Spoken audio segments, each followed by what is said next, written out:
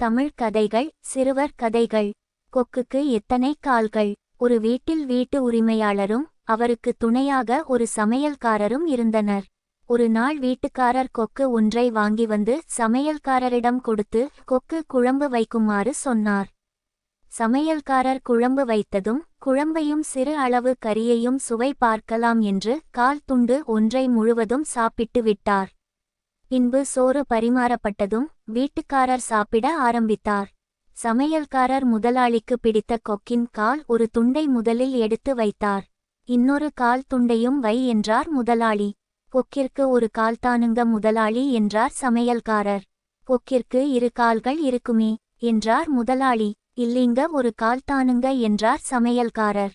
முதலாளி எவ்வளவோ சொல்லி பார்த்தும் சமையல்காரர் ஒப்புக்கொள்ளவில்லை. முதலாளி சாப்பிட்டு முடித்ததும் சமையல்காரரை வயல்வெளிக்கு கொக்கு காட்ட அழைத்துச் சென்றார். வயலில் ஒரு கொக்கு ஒரு காலை மடக்கிக்கொண்டு ஒற்றை காலுடன் நின்று கொண்டிருப்பதை பார்த்த சமையல்காரர் பாருங்க முதலாளி, கொக்குக்கு ஒற்றை கால்தான் என்று முதலாளியிடம் காட்டினார்.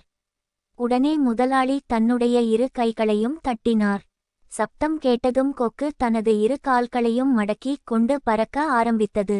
பார், கொக்கிற்கு இரு கால்கள் என்று சமையல்காரரிடம் காட்டினார் முதலாளி. நீங்க இப்ப கை தட்டியதற்கு பதிலாக சாப்பிட ஆரம்பிக்கும்போதே கை தட்டியிருந்தால் கொக்கிற்கு இரு கால்கள் வந்திருக்குமே என்றாராம் சமையல்காரர்.